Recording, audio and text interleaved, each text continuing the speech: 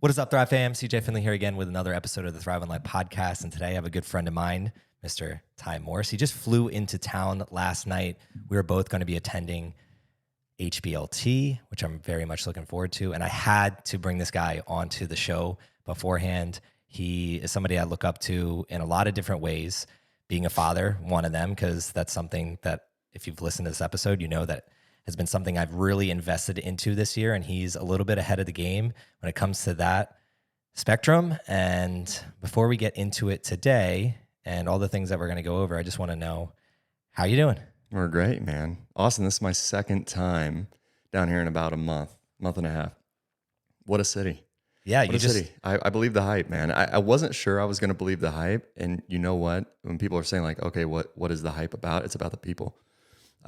I was just talking with a good buddy of ours, Eric Hinman, on the way to work out this morning at your gym, Squatch, and that's what we were geeking out on, is just the community and how deep it is and how respected every single member of the community is. There's no like dead wood.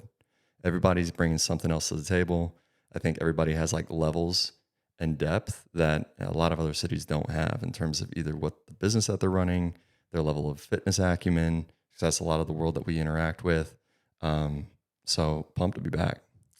Yeah, it's something that I think I take for granted because I'm just here all the time, and I notice it every time that I leave. Yeah. So whether I'm going to the East Coast or hanging out with family, and I'm looking for a spot to kind of, I call it the watering hole, just somewhere to go where you're going to meet like-minded individuals and just feel good about yourself.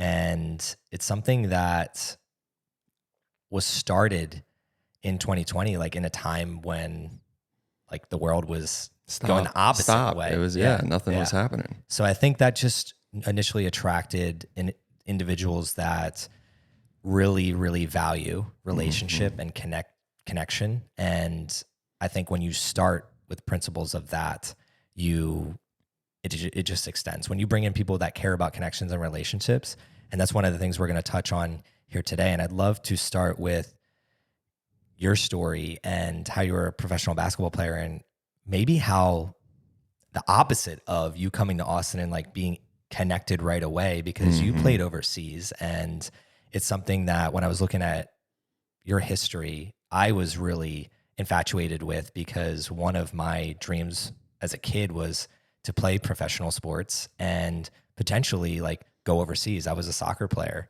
and I played in England when I was 17 and went overseas and got to see that. But what I realized when I was there was like, holy crap, this is a whole different culture and a whole different way of life. Run us through, one, like your story, what led to getting there, and then the takeaway for me of just like, how did you transition your life to thrive in a completely different place? Yeah, it's interesting. I have this discussion a lot, and people are like, oh, you play professional basketball. And playing professional basketball, particularly in Europe, maybe not the NBA, but in Europe, is more of a game of like believing in yourself, being uncomfortable, being comfortable being uncomfortable, being willing to live without the creature comforts we have here in the US. Because I'm telling you what, there are a lot more talented guys that didn't go play because they just didn't want to leave the country. They just didn't have any interest. Basketball was a thing for me that didn't become a passion until maybe 5th or 6th grade. I was a skateboarder. I wanted to dye my hair blue. Mohawk was in my future. I was pressing my dad hardcore to let me go down that path. I mean, he would take me to skate parks growing up that I had no business going to. I was a good 4, 5, 6, 7 years younger than most of the guys there. All the guys were hanging outside smoking cigarettes. I mean, I didn't partake, but that was the crew. And he would take me because I was passionate about skateboarding at that time. But the one thing he did was he always kept me involved with hoops. He would never let me quit. And it was more of, if you take it seriously, great. But my dad was a big believer in all the intangible things that team sports teach you and the necessity to have those in life, to be able to call upon those in life. That's why he never let me just completely quit and be a solo skateboarder. But in 5th and 6th grade is when I started taking it seriously. And what happened was I had missed the tryout for the travel team. And this was Lawrence County Lawrence Township basketball. I'd missed the tryout for the A and B travel team, and I had gone late to a makeup tryout where I was the only person trying out for that team. And I walked into a gym, practice had already started, and they put me on a side hoop and made me shoot 10 to 15 shots cold, and did not hit many of those shots. And they looked at my dad and they said, hey, listen, like, thanks for coming. We're not going to ask him back. He can play in the regular, like, call it YMCA version of the league that was associated with those two travel teams. And I got in the car and I cried, man. I cried so hard. And he let me do it. It was probably like 5 minutes. It seemed like 20. I was just sitting in the passenger seat. And when I finally just started to get like the sniffles, he was like, okay, you done? And I was like, yeah. And he was like, how do you feel? He's like, I feel awful. And he's like, if you don't ever want to feel this way again, you work. Now's when we work. And from that moment on, I don't think we talked a little bit about discipline off topic on the show. That's when I became maniacal with my work ethic in basketball. And I would say long-term, having a feeling of rejection and being left out and not being wanted, it can provide an amazing amount of fuel. Long-term, it's probably very detrimental, but you can use it for short periods of time to really fuel hunger. And it did for me. I mean, I really had no business physically playing at the level that I played. Everything that I got, I had to work for because there was nothing natural about my abilities day one. So as I worked my way through basketball, Lawrence North was a powerhouse in Indianapolis when I played for there. I played my senior year, to put it into context. We were nationally ranked number 3 in the country. We had 2 NBA guys, Greg Oden and Mike Conley, most know, went to the national championship for Ohio State. Mike is still playing for the Minnesota Timberwolves. And Greg's career was cut short by injury. We had 2 other guys that were Division I players, and I was a Division I player. That was our starting lineup my senior year. I didn't play any varsity basketball in high school until my senior year. That's how stacked we were. We were nationally ranked my junior year, and then when we left, Mike and Greg were number 1 in the country. And they won co-Gatorade Player of the Year. There were 15 guys within a 6-year span in Indianapolis that went to the NBA. So this was the type of ecosystem that I was growing up in Indianapolis. And I had a decision to make when Mike and Greg were coming into Lawrence North, and I was a freshman, I was a year ahead of them, where my dad came to me and he said, hey, you're big 4A school. You'll be able to play on the biggest platform here in the state. There's a 2A school down the street that's private, Cecina, that will take you right now, and you'll get 15, 20 shots a game. What do you want to do? And that was an inflection point for me, because I could have taken the route that would have gotten me the accolades, the looks, the appreciation, but from a much smaller pool. And I've always had this thing where I want to see what I have in the bigger pools, because at least then I know that the merit-based truth that comes with playing your game, whatever that sport is, in business or in life, in the biggest of the big pools, no one can take that away from you. If you've had success, it's great. If you didn't have success, well, at least you knew. And you knew how good the guys were that were at the top. So I said, no, I'm not going to leave. But what that meant was I had to play JV as a junior, which is very embarrassing. I mean, most guys are on JV sophomore, maybe. Most guys in most schools, freshmen, and then they're playing varsity if they're any good.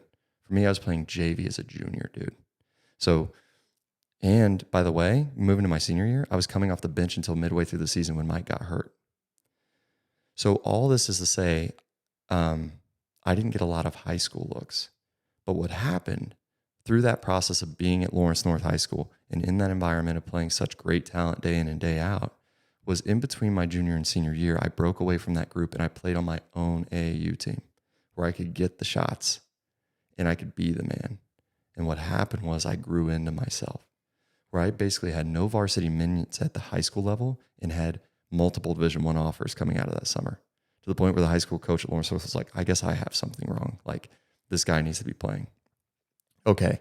So that kind of sets the stage for like the hunger. And as I made my way through high school, I went to college at Boston University and had a really strong showing at the start of my career there. I was freshman of the year in the league, second team all conference, MVP of the team, and then had a bunch of different injuries along the line. I broke both my ankles. I had ACL reconstruction in college. After my first year, I didn't play a full season. So I had no full seasons. I started out and I scored 400, 500 points in my very first season. And I mean, there were magazines, dude, that were writing like best NBA prospect in the America East Conference. He's going to have his jersey retired. All of these things. And there were two other guards that played with Corey Lowe and Carlos Strong. These guys were studs. And they said, this is the best trio of guards that have ever come through BU. We never won a conference title. We never won a conference regular season title. We completely underachieved. And I never played a full season after that first year because of injury. And I'll tell you, going from the one side of adversity where you don't get playing time and you have to work your tail off to have everything you have, and then to get notoriety like I did my freshman year in college and start to drink your own Kool-Aid and start to think, well, maybe I am pretty good. I was young. I was 18, 19 years old. And it felt good, man. It was like intoxicating to like work so hard and have that feeling. And I had it. And then injuries took it from me. And I will say that was one of the darker periods of my entire life. I started seeing a therapist. And why it was so dark was you had worked your entire life with this identity. I'm a basketball player. And to have that taken from you by something out of your control, which is an injury, and then to watch the people around you continue to grow and blossom into the roles that they should be blossoming into and feel like you're losing that. You're losing your grasp on something. It was very, very difficult. And to be in Boston, like all those miles away from my family, to be removed, it was tough. But looking back, what it's taught me is a very important lesson. And the lesson is this: the threats that you don't see are the most important to think about. It's the things that could derail you that you're not paying any attention to. It's not the competition in the same gym. It's not the guy that you're looking at across the way that you're comparing yourself to. It's the things that you don't see. It's the crashes in the economy. It's the downsizing at your company. It's your family member getting in a car accident. Sometimes it's your own mind. It's your own mind. And that taught me a very important lesson, which is, number one, be grateful for the things that you have in the present moment and work hard to keep them.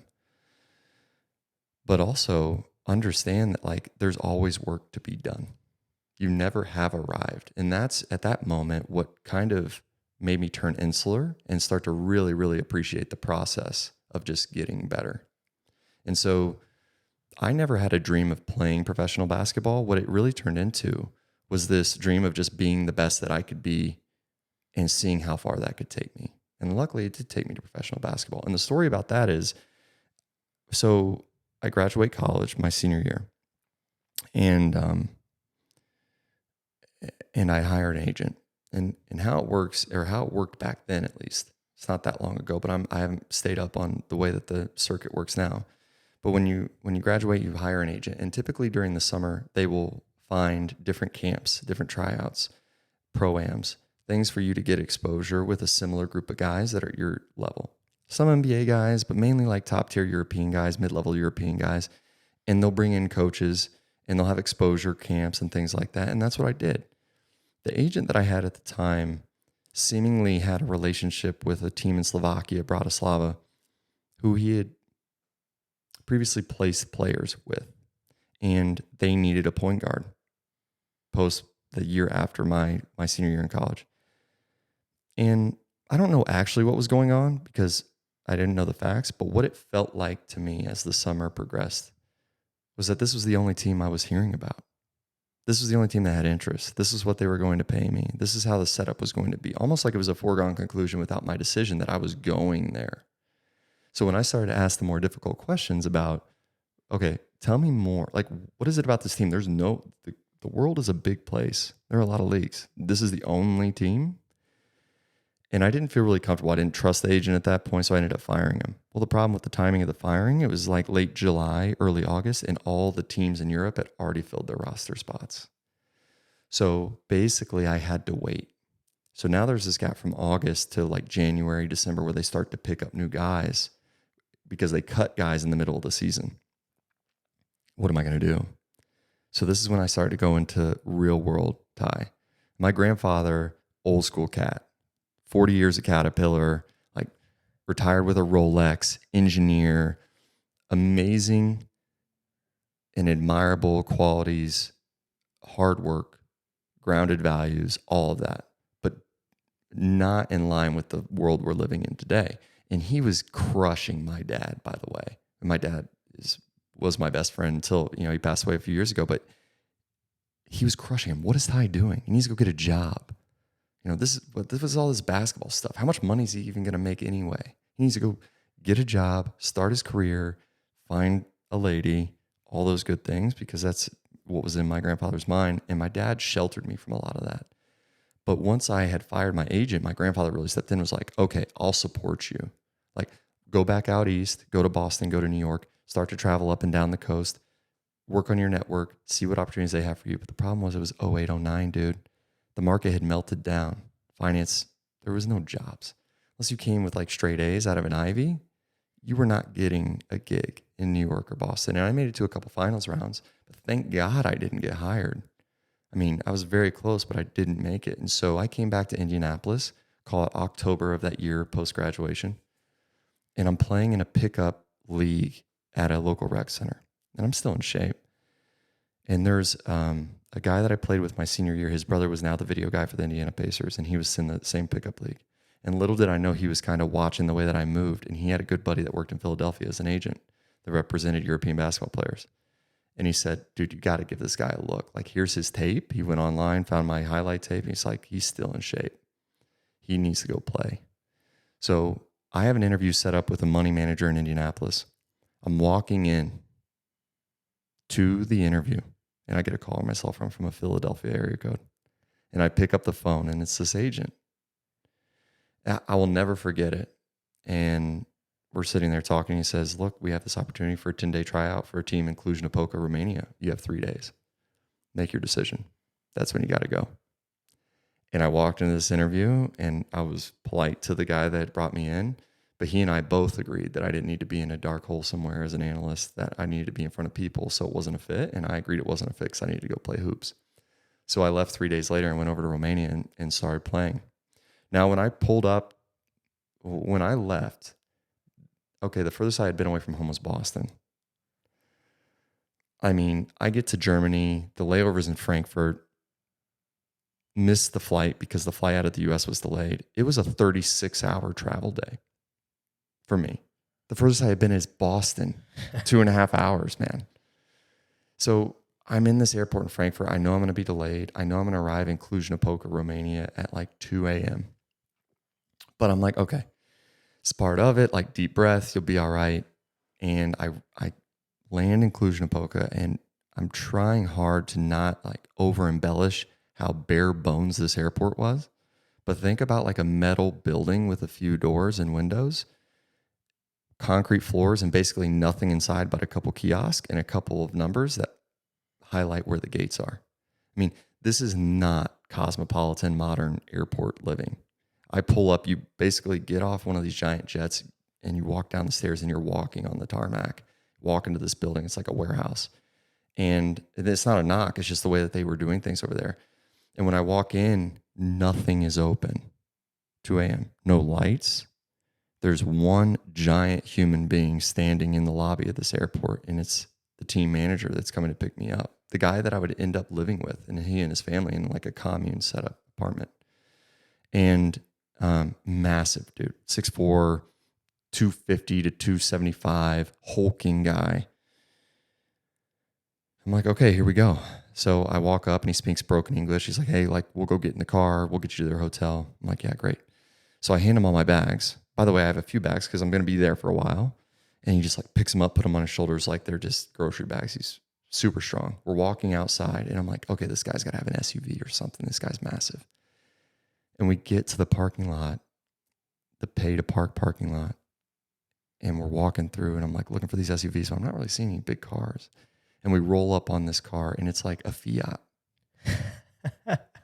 It's like the smallest car that anyone of his size would be like acceptable sitting in. And when he gets in, dude, it's like one of those bears in the circus, like in a clown car. And he's like, he gets me in there and he's barely fitting in the front seat, leaned over the steering wheel, and we start driving. Okay. Romania fell from communism in 1989. So when you're looking at the aesthetic of the architecture in Romania, it represents Soviet bloc. Very gray, not a lot of aesthetic diversity on the side of the buildings. Almost all the apartment buildings look the same. And the only color that you're seeing when you're driving are really the neon signs in the windows. One in particular where the pharmacy sign was like a green plus sign.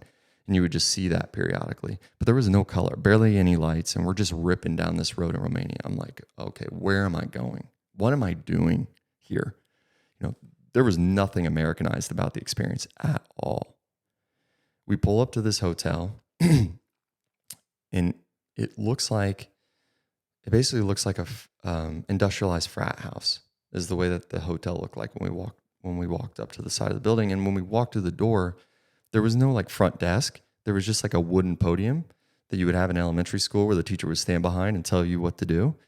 And on that podium, there was like a written two-fold folder that had like details about names of people that were staying there, what room they were in, when they checked in. Behind him was a mat on the wall that hung probably like 20 different keys on key rings. This is how old school it was. And they're talking back and forth, the hotel clerk and the manager, in Romanian. I have no clue what they're saying, but they're laughing. They're pointing at me, laughing again. I'm like, this is great. What am I doing? I should probably just go home. And when they get done talking, he goes, okay, manager turns to me and goes, go outside, up the stairs, which were metal stairs on the side of this building, graded stairs, in the door. And when you open that door to the second level, you're the first door on the left. Grab your bag. I'll bring the others up. So I did. Dude, it's the middle of winter, by the way, in the Soviet bloc. It is so cold there. Like the worst snowstorm in Chicago cold. I go up these stairs and I go in this door, in the door on the left. I walk in. It's a rug. It's not concrete, but it's basically like polished pavement floor. A bed sitting on a metal bed frame. Basic sheets. One table with a tube TV sitting on top of it, and one picture of a farmhouse and land in Romania that had been painted. It's about a 10-inch by 10-inch picture on the wall, on basically what looks like concrete walls. And I walk in, and the lights are fluorescent. Like there's nothing comfortable about this. And I sit on the edge of the bed, and I put my bag down, and I put my head in my hands. I was like, this is the worst move ever. And about 25 seconds later, he comes in and goes like, dude, we're not staying here. And I don't know if he thought it was a joke, if it was a way to break me, or if he was truly like trying to find a place for me to stay. But luckily, the next place that we went was a little bit better, offered a little bit more in the creature comforts like I talked about. And then the journey started for me in Romania. So long-winded story, but that's how it opened up. And the lesson there is regardless of the hardship on anything that you're going to go try to do, when you make a decision, you need to offer yourself the opportunity to see it through for a period of time and not make knee-jerk reactions at the front end, because it turned out to be the most formative experience of my entire life. And had I turned around and said, take me back to the airport, I would have missed out on all of it. Hell of a story to kick this off. The thing that's rattling around in my head, though, is do you still skateboard? I don't, but my wife and I have talked about, we have a skate park that just got built, and she's like, you need to go over there with Lane and my son and take him out and show him a little something. So I love that, because before we jumped on the show, Ty and I were talking, and we have a lot in common. And when it comes to that story, something that stuck out to me is when you were talking about the choice of, do I go to the small pond and thrive, or do I go to this bigger pond and, what I like to say, fuck around and find out? Yeah. I don't know what's going to happen. And there's no right way. No. For some people, the small pond is great, and they live a wonderful life there. And then for other people, I'd rather lose going to the big pond in a lot of areas in life. And it's interesting because I have almost the opposite story, where when I played sports, I also skateboarded, and sports took me away from skateboarding. And then as I started getting older, I shied away from even like wanting to play in college. And my dad, similar to yours, was guiding me and saying, you're never going to get this opportunity to play in college again. Like whether you play beyond that, it is what it is, but you've worked so hard for so long. And he convinced me to go play. And when I got there, the cool thing for me was it reassured me in a lot of ways that, yeah, this isn't my career move. And it allowed me to have more fun with it. But I also was hanging around guys that had made that next step. And one thing for me, which is clearly what you did, was the cost. I wasn't willing to pay the cost. It wasn't necessarily even the skills. It was like, I didn't want to give up certain things in my life, like the skateboarding. I actually started skateboarding during college soccer. That's when I picked it back up. Two of my roommates were doing it. And it reminded me of like, okay, maybe this isn't the thing for me. Right. That's where in your story, like you had this inside you to keep going and keep doing, but what was the breaking point? Because I think when I reflect back on my life, there's this book, Essentialism, and it talks about basically the sunk cost fallacy of you put so much into your life and you literally end up in Romania and you start playing there. How do you decide to hang up the shoes at some point? That has to be such a difficult decision. Whereas like when I got to college, I almost had a like sigh of relief because I realized, oh, I don't have to go pro. Like I can just have fun with this and do what I want and whatever. But I know what it's like. I mean, we were talking about how I am with this podcast and how nerdy I am with it. Like I want to go pro at this. So I know the weight of that feeling. It's a real weight, isn't it? Yeah. Yeah.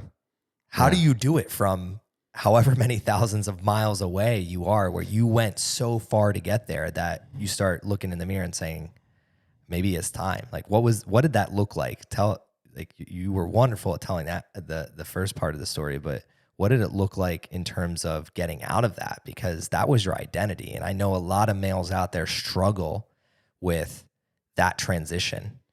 Yeah, it is very hard to decouple yourself from the thing when the thing has been the part of you that's been the biggest for so long. I see it now. I mean, there are guys in Europe that in the back of their mind, if they are truly being honest, they would love to transition out and find something else to do. But it's hard. What do? You've been doing it for so long. People give you such praise for the thing, and that's addicting. There's just so many things that go along with it that make the decision difficult. And for me, I can't take a ton of credit. My body was what told me.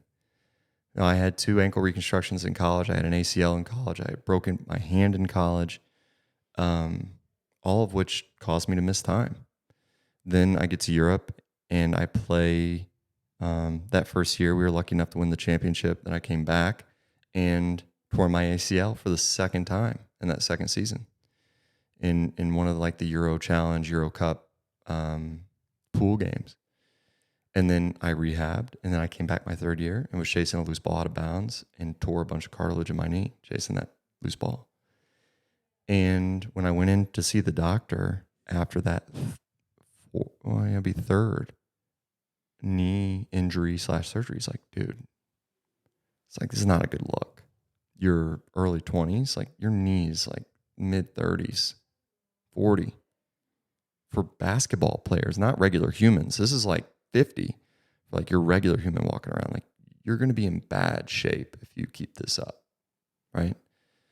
The other thing too, I mean, that didn't scare me because I had come back from injury and rehab. So the rehab process didn't necessarily scare me. I'm a workhorse. I'm used to that. But what was so discouraging, dude, was I had never had a clean off season where I could actually like work on my game. And all I was trying to pick up where I was last season. And these guys are improving and new guys are coming in every year and they're better and better and better. And it just got too tough to just maintain status quo. Because I would rehab, I'd come back, I'd be strong, but I was the same as I was 8 months prior before I got hurt. I wasn't better. And that's when I just looked at myself and I said, dude, like, now's the time. You've done it 3 years. You've pushed your body to the brink and your body's telling you, no more. We can't do it. So I had peace. I had peace with that. To actively make that decision, I can't give advice on, because I think if I had to actively make that decision, it would have taken me so much longer. Because when you have that heart of finishing what you started and taking it as far as you can go, you have one or two choices. Either your body breaks like it was mine, or someone has to tell you, we don't want you anymore. And as long as some of the guys that I played with are still getting told they're wanted by these teams, they're going to have a hard time breaking away from it. It's like anything. I think about it with, now that I'm in the business world, in the corporate world. And that's what happens in the corporate world as well. People that work 40, 50 years for the same company, 30 years for the same company, 20 years from the same company, what happens to them? A lot of times they just stay until they're told they're not wanted anymore. Or the economy shifts and there's no jobs in that particular industry. But having that experience, I think, was my first foray into having introspection about identifying what was next for me after the transition. And that introspection has only grown and become better and stronger over time, where I've become like more attuned to the way that I'm feeling in certain situations and not putting blinders on and measuring myself by sheer competition and stack ranking within a pool of people, but saying, am I playing the right game? And what do I actually want at the end of all this? And we've talked a little bit on the side, anecdotally, on the hike we did in Palm Springs, et cetera, but kids will do that to you as well. I mean, it's just been another addition onto that introspection about, what is this all for? What do I want to give to Lane and Rue at the end of all this? And not just give them by way of like tools and skill sets for themselves to go utilize, but what part of me do I want to give to them? How much of me do I want to give to them? And being very cognizant about that. Because when you're playing sports, dude, honestly, it's pretty easy from a holistic point of view. The training's hard. The physical conditioning is tough. You know, being a part of a team, depending on the personnel you have and the teammates you have, can be hard. But it's so focused. There's not a bunch of decisions to make day in and day out on how I allocate my time. And not only how I allocate that time today, but what is the multiplier effect on that time spent today on the future? It's pretty straightforward. You put in the effort today, you work on your body, you watch the game film, you study, you put up shots. Typically, it's a pretty good formula for great outcomes in the game. Life is so different than that. There is no roadmap. And a lot of times athletes get caught in the real world with needing guidance. They can be like really great workhorses, but particularly if they were good teammates and good players, they were good soldiers for the coach. And sometimes life needs you to not be a good soldier to others and be a great soldier to yourself on what you feel like you need to put into practice today, to be selfish with today, so that your future self feels really good about those outcomes. And when I stopped playing basketball, that was my first foray into like having introspection, saying, okay, now what do you want? What do you want? Now's your choice. Now you can make that direction. And I've only tried to grow that over time. What was your social life over there? Because every time I have a podcast, I do my best to put myself in the shoes of whoever I'm speaking with. And you were injured, seems like every off season. And I know what that's like too. How did you not feel lonely? Like how did you I did. Like I battle did. that? Well, that's how I got with Alex at the beginning, was when I went over there in the middle of the winter and half the people you interact with don't want to speak English to you. I spent a lot of time on GChat, dude. That was like, that's how we were like, we were dropping into explain people's... for the young bucks out there what GChat is. Yeah, it's the equivalent of dropping into someone's DMs, I would imagine, in today's world. But back then, I mean, it wasn't quite as like archaic as AOL Instant Messenger. You guys, that's too much for the young bucks. We won't go that far. But G-Chat, I mean, that's how I got my wife, AOL Instant Messenger dude, back in the day. that's what we had to do, man. We just upgraded to G-Chat. Now you have DMs. I don't even want to know what's coming next. It's crazy. Yeah, I was never a part of the app game, but so G-Chat was the communication tool as a part of Gmail. And I don't even know if you can still do it, but you would find people on there with screen names the same way. For those familiar with AOL Instant Messenger, you'd have a screen name, but it would be their email address, and you would just start chatting. And Alex and I were kind of on completely different sides of the planet. So when I would come home at night, or I'd be in the middle of the day, she would be at home at night, and vice versa. She'd be working during the middle of the day and be on G-Chat, and I'd be at home at night with a lot of free time. So we started to talk, and she was like, "What are you doing? Like, this seems ridiculous. You're where? In Romania? Doing what? Playing basketball? For who? Like, they have leagues?" And we just started some commentary. And after that first season, I went up to visit her in Chicago, and that's how we got together. But the social life was tough the first year. I mean, I had a couple of guys on the team, Serbian guys on the team. They were tough, dude. They didn't really want me around. I posed a little bit of a threat. By the end of the season, like, we had a solid relationship, but at the beginning it was very, very hard. And I leaned on the American guys that were on the team, and I leaned on a couple of Romanian guys that were awesome to me. But that was tough. It was very, very, very hard because there was nothing. I really couldn't go have an Americanized experience there. There were a couple of universities, but for the most part, it wasn't like living in Spain or Italy or Germany. There was one McDonald's in town, but that was it. There was one Starbucks like 25 minutes away, but that was it. So most of the stuff you had was like literally you're watching horse and buggy, self-sustaining farming communities based on like the surf community that was there 1700s, 1800s, right next to some of the richest people in the entire country driving the best possible cars. It was just this weird dichotomy. But I will tell you, the one thing that I benefited from was the fan base there was the best in the entire country in Cluj.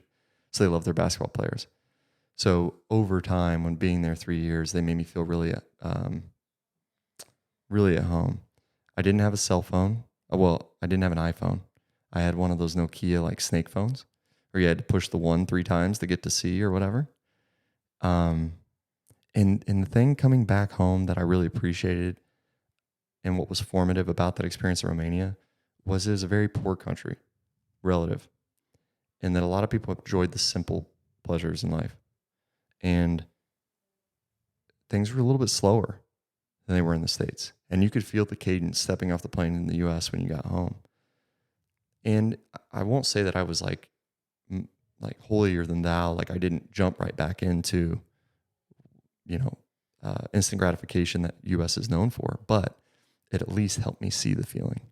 It was like, oh man, the contrast therapy that we always do with ice and hot, right? You could tell the difference, right? And I think at least having the clarity on the difference has helped me over time. Just, okay, you're running a little bit too hot, man. Take a step back. Yeah, let's run through it. Like, how does that help as a dad? I feel that understanding speed and how hot or cold you should be going in a certain direction is extremely important in fatherhood, especially like you're mentioning that your dad was really invested in you becoming an athlete. It helps me think through when Aiden is older, where and when do I need to be there most? And how do I align my today to get there? Do I have to go faster, or do I pump the brakes and go a little bit slower? And for me, what it has looked like over the past 7 months that he's been with us is he's going to daycare in January. So we have a nanny here at home, and I get to see him every day. So I've essentially slowed my business down a little bit so that I could see him more while I have the opportunity to, versus like old me would just have probably just had the blinders on and not have even thought about it. But this is like him in his infancy. Your children are a little bit older and you've been at this longer. Like, how did that experience in Romania and it being a little bit slower of a country compared to here, where instant gratification and like go, go, go is a huge, what I call a trap. Like, I think people get trapped in it. Yeah. But how does that been a positive impact on fatherhood for you? And how old is Aiden now? He'll be 7 months in like Okay. Yeah. a week. I was thinking around there, 6 or 7 months. Well, first thing I'll say is Alex is my governor. My wife is my governor. I mean, she keeps me really honest because she knows that part of me, which is the driver, hyper competitive. We talked a little bit about our like ADHD, ADD. When I really want to go accomplish something, very few things stand in my way from going to accomplish it. I can't tell you how long it's going to take me to accomplish the thing, but everything that I've set out, put my mind to, and been driven towards, I've eventually gotten there. She knows that about me, so she steps in and says, "Hey, man, like, you're not here. Where are you? Where are you? Come back." So having a partner, as you know, there, and like, it's so important with everything that you're trying to juggle and accomplish, along with having Aiden. We were spoiled with Lane because Lane was a COVID baby. He was born in 2019. COVID happened in March of 2020. I was home all year with him. So there was like a built-in, it's kind of like the injuries with basketball, man. Like, it was built in for me to be around and be with him. And it was the moments that I cherished the most because I could build that bond with him. It's going back to your point about like slowing down with kids. It's hard.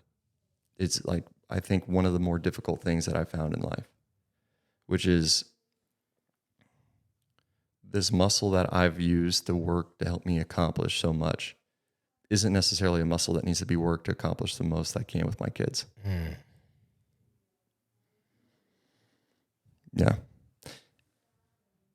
Honestly, sometimes you need to put the muscle to bed to accomplish the most you can with your kids. It's almost like yoga. Sometimes you got to use Dude, it's such a great analogy. Muscles. It's such a great analogy. More breath, less muscles, like less contraction, more extension. And I think we do a really solid job with our kids. There are moments that I'm not as present as I should be, as with anybody. You're human. And there are moments that I feel really good about my presence.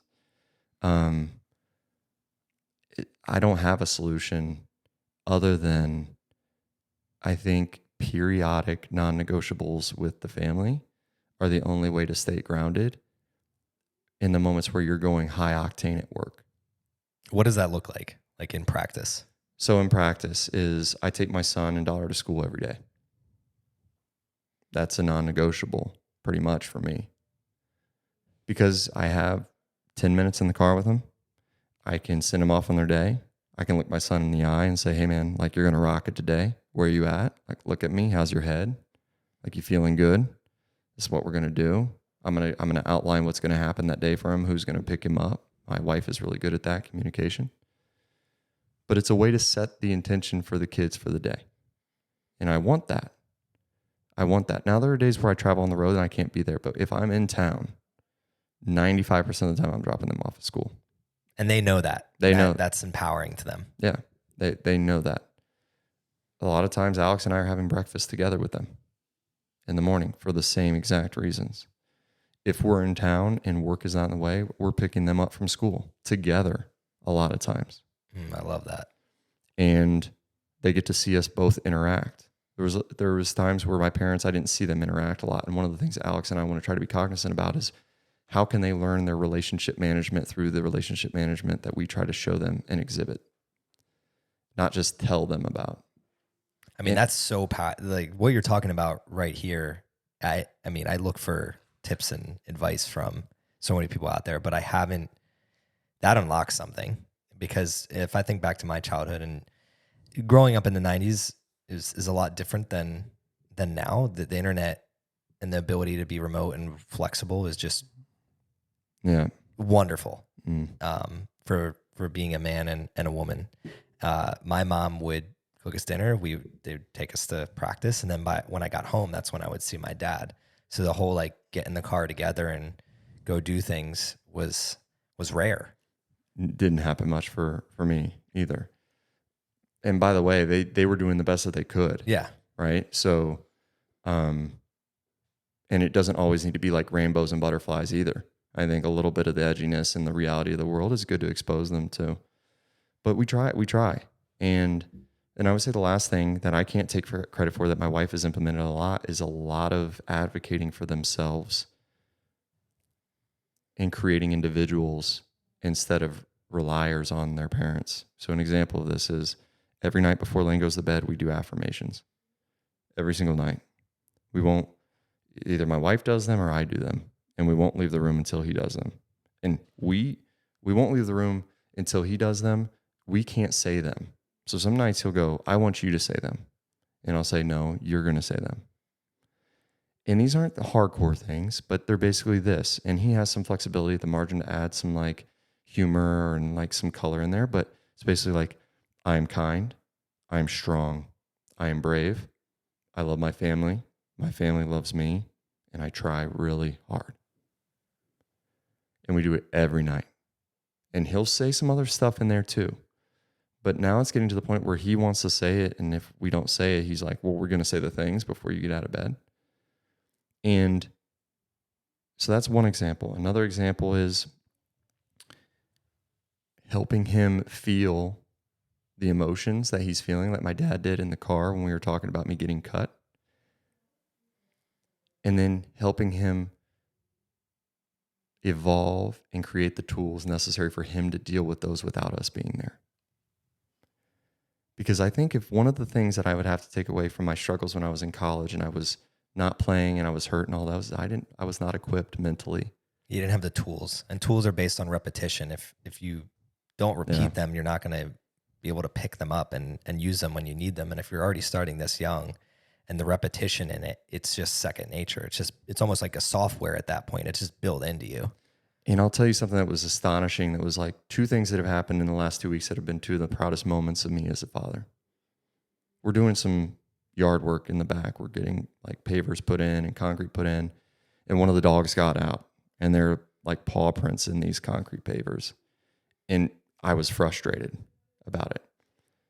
At that same moment, our daughter has had RSV and Alex and I have been trading off throughout the nights and spending time in her room. So we're sleep deprived. We're both a little bit edgy. And he could tell that both of us were not in a good spot. He's like, Daddy, are you frustrated? I'm like, yes, I am frustrated. He's like, okay. He's like, just take a deep breath. And at the same breakfast table, 15 minutes later, my wife was getting frustrated with Rue. And he walked over to her and held her hands and said, okay, take a deep breath. He's 4 years old, dude. That's wild. That is wild. Okay, so when he does that, part of it may be for show. He may be not internalizing everything that it is, but it gives me confidence that at least he's understanding in these types of moments where the energy is high and actually like pushing against the thing isn't the thing to do. Taking a breath and stepping back from the thing is the thing. He's acknowledging it. I think that was really special. Even just having the awareness. Oh is my the God. big thing. It's just like to understand, because I think at the end of the day, like for me, when I look at that from the outside, a lot of trauma is created from not understanding different situations. Agreed. Like that's what it's created from. It's just like when you hold on to that stuff and you don't have the tools to like deal with whatever's happening, because life's going to come at you. Like age old Rocky saying is like, it's not how hard you hit, it's how hard you can get hit and then keep going. And it's just like, that doesn't mean it doesn't hurt when you get hit though. So it's going to hurt. Yeah. What's the tool to get through it in the right way? It's amazing to hear that. And something you said earlier that I want to kind of like loop back to is, what do you want to give him? And it also reminds me of something I asked myself is like, what do I want to shelter from him? You mentioned your dad kind of sheltering you from your grandfather at certain points. What are two traits, like one that you hope to give to your children that you've loved about yourself? And then on the flip side of that, what is something that you've thought through that you're like, I'm actually trying to work on myself and I want to make sure that doesn't get transferred over? Yeah. So boundaries is one thing I hope that he does much better than I do with. I'm horrible at boundaries. It's taken me a long time to really advocate for myself. And I think it's a byproduct of like being cut early, not belonging early, insecurity around fitting in, Not that I was like an outcast or anything, but that was a big part of it. And I think sports also, when you don't make those teams, it can drive you, as it did with me, but it's driving you because there's this fear that you're never good enough to fit in. And so how that manifests sometimes for me, if I'm not careful, is I will sacrifice everything that's important in a moment to make space based on someone else's schedule. To make the team. Yeah. And that's horrible, man. Long term, that is very bad behavior. And it's like codependent. There's like all sorts of things. My wife, on the flip side, is a very good role model with boundaries. And Lane is very good at setting boundaries for his physical space, for his emotional space, when he needs to take a break. And I think that is just such a powerful thing because it's basically cancels the noise around you. It cancels the noise in your head about what you should be doing. Yeah. And then helps give clarity about what you really are feeling in that moment and what is right. And I think a lot of, like, it's taking me, I'll be 37 in a few weeks. I mean, dude, it's just in the past couple of years that I've really gotten a really nice grasp on creating boundaries, being okay with telling people no and not explaining the no. You know, like the answer is no. Not like, no, I have this other party and this other party was on the books for 2 weeks. And if I cancel now, I can't just get in the habit of canceling things I commit to. And it's like, no, the answer is no. Right. So there's all sorts of stuff to unpack. That's the one thing. The thing that my dad gave me or tried to give me that I hope to give him is the perfect balance between confidence and humility. And just making sure that he can weave that tie-dye shirt as seamlessly as he possibly can. To know when you need to be a great team player, to know when to leverage the people around you and for their strengths and for their relationship, and to not be scared to ask for help, and to also have the confidence to know that no one's going to come to save you, that you have to go and do it even when you're unsure. You have to be brave, and to balance those two things.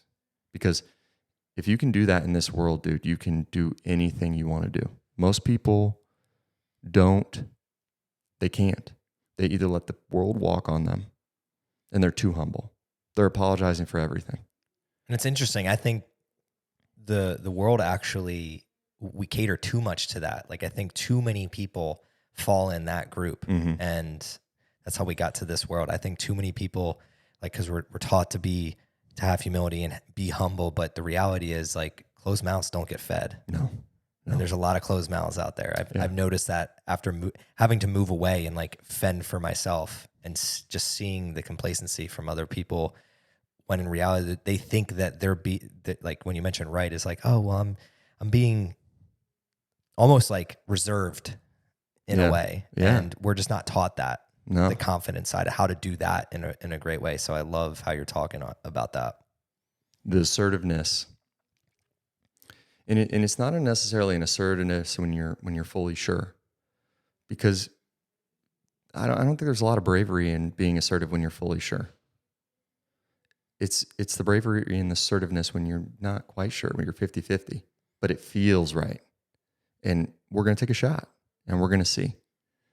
And nothing happens if you play it safe, man, long term. At the same time, you can't be trampling everybody for your own ambitions.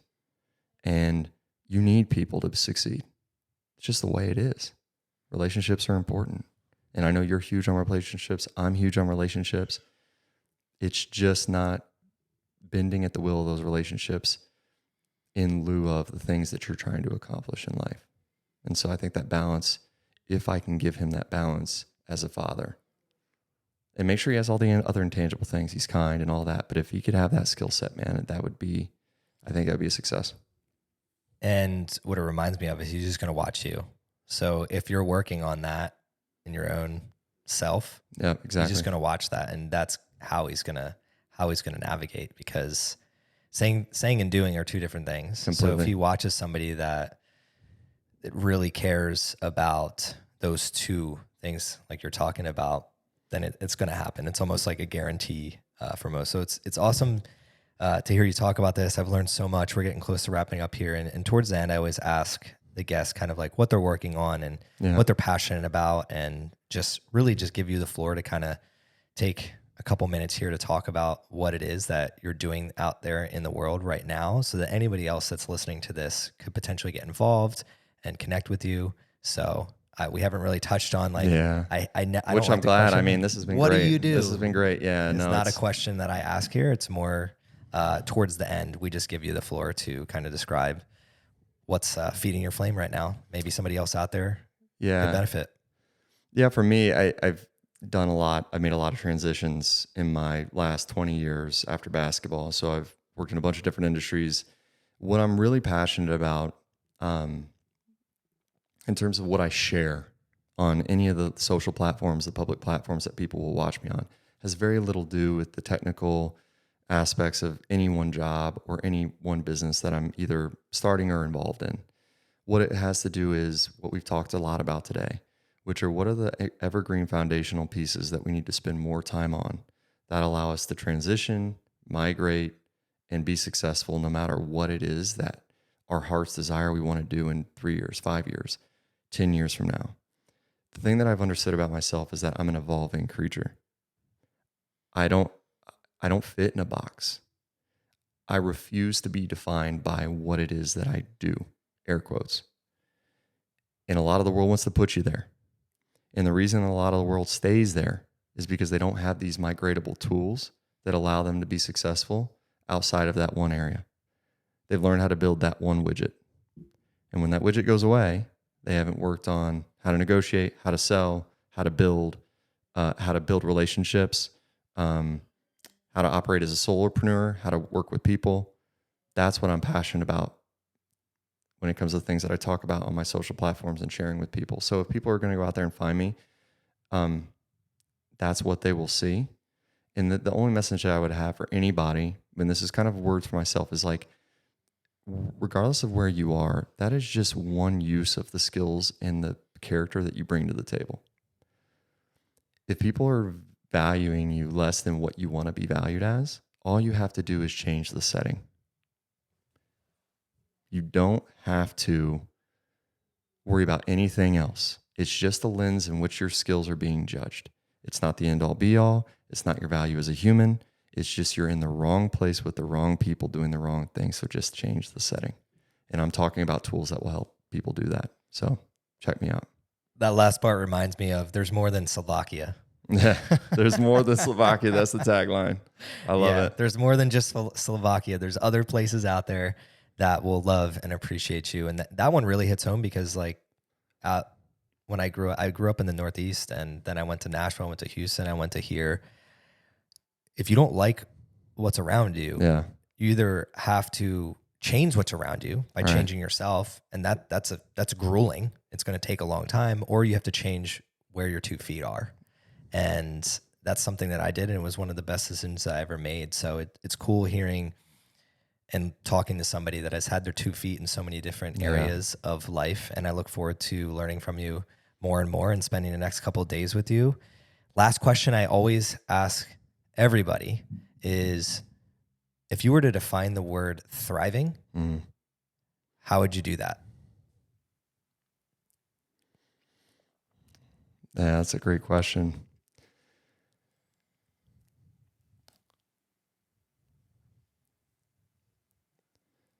So where my head goes, the thrive is,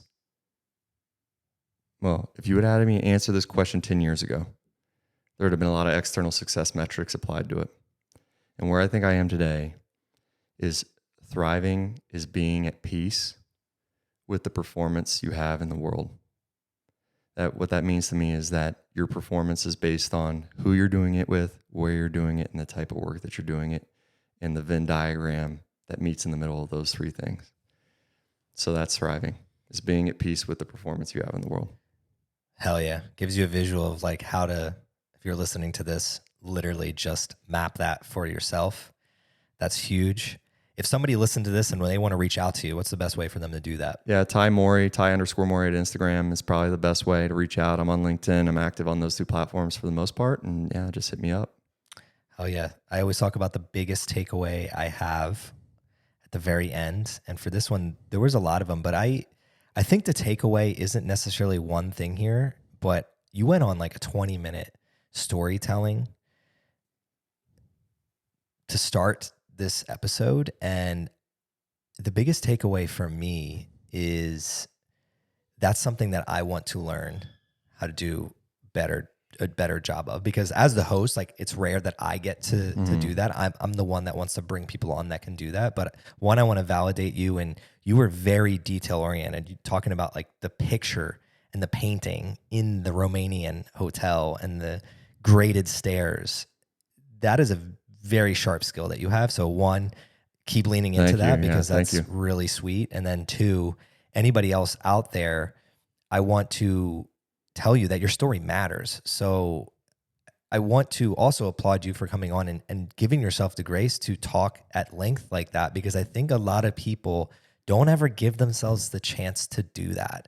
And one of the reasons I started the podcast is I like to write my thoughts down, talk about different thoughts, and like give myself, like you said, this is for me. It's not for anybody else. Like what you're talking about in terms of where you're at in your life and taking the external away. Give yourself the opportunity to tell that 20-minute story. And it doesn't have to be to anybody else out there. It could literally be your journal. It could be you writing a book. It could be you 1,000% starting your own podcast and doing it.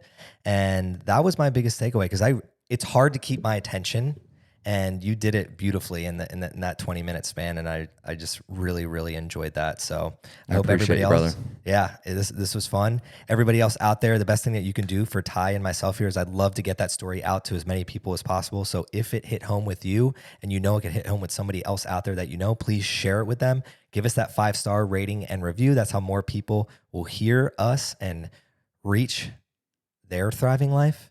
This is CJ Finley with the Thrive on Life podcast. Until next time, thrive on, y'all.